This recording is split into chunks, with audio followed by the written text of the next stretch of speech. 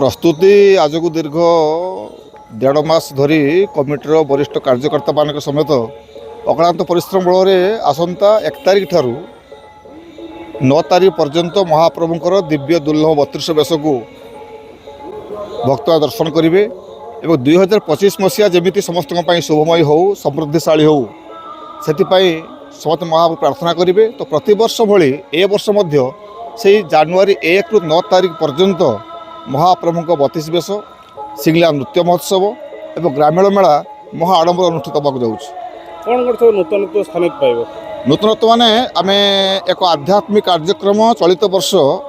भागवत पारायण रखीचु माने वरिष्ठ व्यक्ति मानक नहीं भागवत पारायण हम श्रवण करिया भागवत चर्चा हम एवं ता सहित साजसज्जा को टे उन्नत मान करा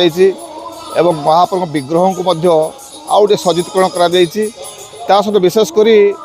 ओडिशा सरकार संस्कृति विभाग आनुकूल्य ओडिशार विभिन्न प्रांतर संबलपुर खोर्धा गंजाम ब्रह्मपुर पुरी भुवनेश्वर कटक इत्यादि विभिन्न भजन संध्या ग्रुप ओडिसी नृत्य संबलपुर नृत्य यह परिवेषण हम तथा आम नृत्य महोत्सव तरीका को परिवर्तन करूँ विशिष्ट प्रतिभा मान समृद्धि करा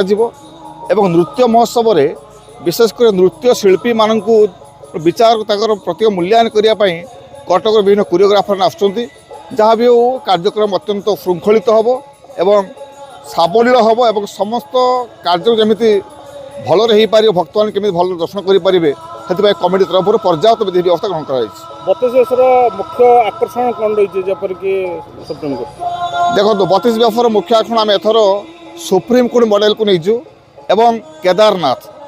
केदारनाथ मंदिर रही तेणु दुईटी प्रतिवर्ष 32 बेश कमिटी कारुकार्य दृष्टिकोण विभिन्न सब व्यवस्था ग्रहण करें एथर पश्चिम बंगरू जो कारीगर मान आसी ये जो सब सुप्रीम कोर्ट एवं आमर केदारनाथ मंदिर निर्माण कर अत्यंत सुंदर होती। तो आज पाखर प्रस्तुति तो चली आज पाखर भक्त मानकर माने जनगहली देखा मिललानी आउ ए अंचल एटा गोटे बहु प्रतीक्षित आकांक्षित कार्यक्रम शांति श्रृंखला आम तो पुलिस सहयोग नौ पुलिस स्थानीय पुलिस माने बहुत सहयोग करते से अक्लांत परिश्रम बल ये विगत साधित हुए। द्वितीय कथा कमिटी तरफ भलेंटियर पाखापाखि